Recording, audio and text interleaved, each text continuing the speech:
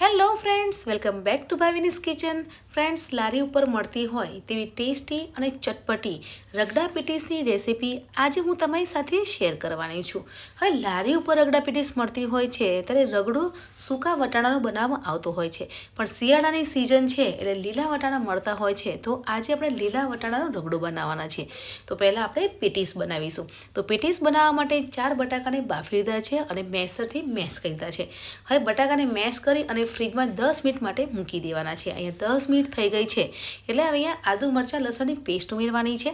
અડધી ચમચી હળદર પાવડર, લાલ મરચું, ધાણા જીરું પાવડર ઉમેરવાનું છે. સ્વાદ પ્રમાણે મીઠું ઉમેરી લઈશું.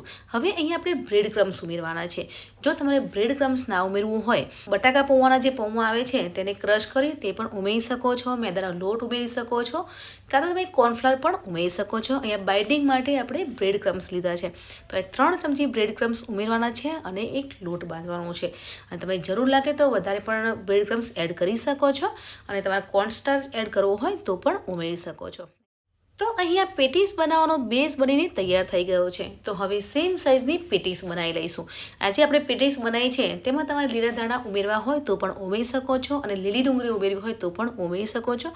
પણ આજે આપણે લારી ઉપર પેટીસ મળતી હોય છે તેવી જ પેટીસ ઘરે બનાવવાના છીએ એટલે લીલા ધાણા અને લીલી ડુંગળી ઉમેરી નથી. તો અહીંયા આપણી સેમ સાઇઝની પેટીસ બનીને તૈયાર થઈ ગઈ છે. તો હવે આપણે રગડો બનાવવાનો છે. તો રગડો બનાવવા માટે પેનમાં 3 ચમચી તેલ લેવાનું છે. હવે તેલ ગરમ થઈ જાય પછી અડધી ચમચી જીરું, અડધી ચમચી રાઈ ઉમેરવાની છે અને ચપટી હિંગ ઉમેરવાની છે. હવે આપણે આદુ મરચાં લસણની પેસ્ટ ઉમેરવાની છે અને તેને સાતળવાની છે. અહીંયા 3 મીડિયમ સાઇઝની ડુંગળીને ચોપ કરી છે તો ડુંગળીને પણ ઉમેરી અને સાતળવાની છે. હવે ડુંગળીનો કલર ચેન્જ થઈ જાય અને ડુંગળી સોફ્ટ થાય ત્યાં સુધી આપણે સાતળી લઈશું. ફ્રેન્ડ્સ, તમારે અહીંયા ટામેટાને પણ ચોપ કરીને એડ કરવા હોય તો પણ એડ કરી શકો છો. અહીંયા ડુંગળી સોફ્ટ થઈ ગઈ છે તો હવે મસાલો કરવાનો છે.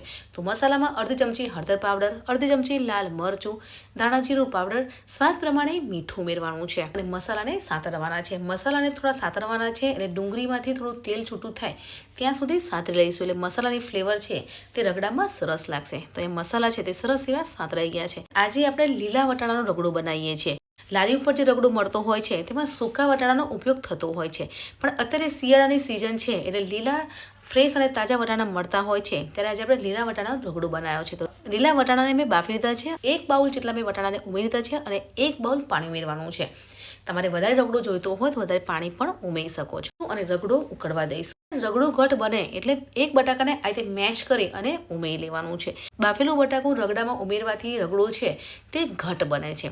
હવે એકદમ ટેસ્ટી અને ચટપટો રગડો બનાવવા માટે ખજૂર અને આંબલીની પેસ્ટ ઉમેરવાની છે. અહીંયા મેં ખજૂર અને આંબલીને અડધો કલાક માટે પલાળી રાખ્યા હતા અને તેની પેસ્ટ એડ કરી છે. રગડા પેટીસમાં મેઇન ટેસ્ટ છે તે ખજૂર અને આંબલીનો હોય છે. રગડા પેટીસ છે તે થોડી ખટમીઠી, ચટપટી અને ટેસ્ટી હોય છે. હવે અડધી ચમચી ગરમ મસાલો ઉમેરવાનો છે અને સાથે મિક્સ કરી લેવાનું છે. હવે રગડાને ઉકળવા દઈશું. અહીંયા રગડો ઉકળશે એટલે ખજૂર આંબલીનો ટેસ્ટ છે તે સરસ એવો રગડામાં આવી જશે. તમે લારી ઉપર રગડા પેટીસ ખાધી હશે તો તે એકદમ ખાટી અને મીઠી હોય છે અને લારી ઉપર રગડા પેટીસ મળતી હોય છે તેમાં ખજૂર અને આંબલીની પેસ્ટ ઉમેરતા જ હોય છે. તો હવે રગડાને 5 થી 7 મિનિટ માટે ઉકળવા દઈશું.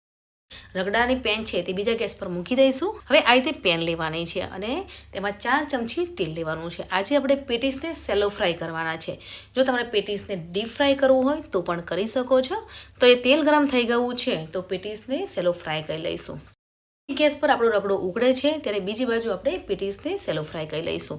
તો બંને સાઈડથી ક્રિસ્પી થઈ જાય ત્યાં સુધી આપણે પેટીસને સેલો ફ્રાય કરવાની છે. ગેસની ફ્લેમ ધીમી રાખવાની છે અને ધીમા ગેસ પર જ આપણે ક્રિસ્પી થાય ત્યાં સુધી પેટીસને સેલો ફ્રાય કરી લઈશું. જો તમે ગેસની ફ્લેમ ફૂલ રાખશો તો પેટીસનો કલર જલ્દી ચેન્જ થઈ જશે અને અંદરથી કાચી રહેશે. એટલે ગેસની ફ્લેમ ધીમી રાખવાની છે અને ધીમા ગેસ પર જ આપણે પેટીસને સેલો ફ્રાય કરી લઈશું. એટલે એક બાજુ રગડો ઉકળશે અને બીજી બાજુ આપણે પેટીસ બનાવતા જઈશું. તો અહીંયા ઝટપટ બની જાય તેવી લારી ઉપર મળતી હોય તેવી રગડા પેટીસ છે તે બનીને તૈયાર થઈ જશે. એ પેટીસ છે તે એક બાજુથી ક્રિસ્પી થઈ ગઈ છે તો તેને ફેરવી લેવાની છે. કે પેટીસનો કલર ચેન્જ થઈ ગયો છે અને પેટીસ છે તે બંને બાજુથી ક્રિસ્પી થઈ ગઈ છે. બીજી બાજુ પણ પેટીસને ફેરવી લેવાની છે. પેટીસને સેલો ફ્રાય કરતાં 7 થી 8 મિનિટ જેવો સમય લાગે છે ત્યારે પેટીસ એકદમ ક્રિસ્પી બનીને તૈયાર થાય છે. તમે જોઈ શકો છો કે પેટીસનું ઉપરનું લેયર છે તે એકદમ ક્રિસ્પી બનીને તૈયાર થઈ ગયું છે. આજે આપણે બાઇન્ડિંગ માટે બ્રેડ ક્રમ્સ ઉમેર્યો છે, તેનાથી પેટીસ છે તે ક્રિસ્પી બને છે. પણ જો તમારે કોર્નફ્લાવર ઉમેરવો હોય તો પણ ઉમેરી શકો છો. બવાને ક્રશ કરી અને પછી તમારે પેટીસ બનાવવી હોય તો પણ બનાવી શકો છો. તેનાથી પણ પેટીસ આ રીતે ક્રિસ્પી બને છે.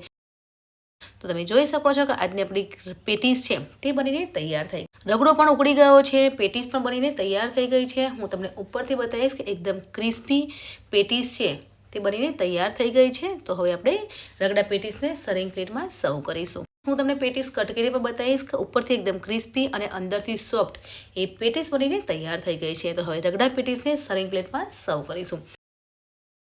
હવે લારી ઉપર રગડા પેટીસ સર્વ થતી હોય છે તે રીતે જ રગડા પેટીસને સર્વ કરવાની છે. એટલે આ રીતે એક ડીપ બાઉલ લેવાનો છે. હવે બાઉલમાં રગડો ઉમેરવાનો છે અને તેની ઉપર પેટીસ મૂકવાની છે. પેટીસની ઉપર ખજૂર આંબલીની ચટણી ઉમેરવાની છે અને તેની ઉપર ગ્રીન ચટણી ઉમેરવાની છે. અહીંયા ખજૂર આંબલીની ચટણીનો ટેસ્ટ જ રગડામાં બહુ સરસ આવે છે. અને આજે આપણે ગ્રીન થોડી સ્પાઇસી ચટણી બનાવી છે એટલે આજે આપણો રગડા પેટીસ છે ખટમીઠી અને ચટપટી ટેસ્ટી એવી રગડા પેટીસ છે તે બનીને તૈયાર થઈ જાય છે. હવે ઉપરથી લીલી ડુંગળી ઉમેરવાની છે અને તેની ઉપર પણ આપણે રગડો ઉમેરવાનો છે. હવે રગડા ઉપર ખજૂર આંબલીની ચટણી ઉમેરવાની છે અને ગ્રીન ચટણી ઉમેરી લઈશું. તો એકદમ લારી ઉપર મળતી હોય તેવી ટેસ્ટી અને ચટપટી રગડા પેટીસ આજે આપણે ઘરે બનાવી છે. તો તમને આજની રેસીપી કેવી લાગી કમેન્ટ સેક્શનમાં જરૂરથી જણાવજો. ફ્રેન્ડ્સ, વિડીયો સારો લાગે તો તમારા ફ્રેન્ડ્સ અને ફેમિલીમાં જરૂરથી શેર કરજો. અને ચેનલને સબસ્ક્રાઈબ ના કરી હોય તો પ્લીઝ ચેનલને સબસ્ક્રાઈબ કરવાનું ભૂલતા નહીં.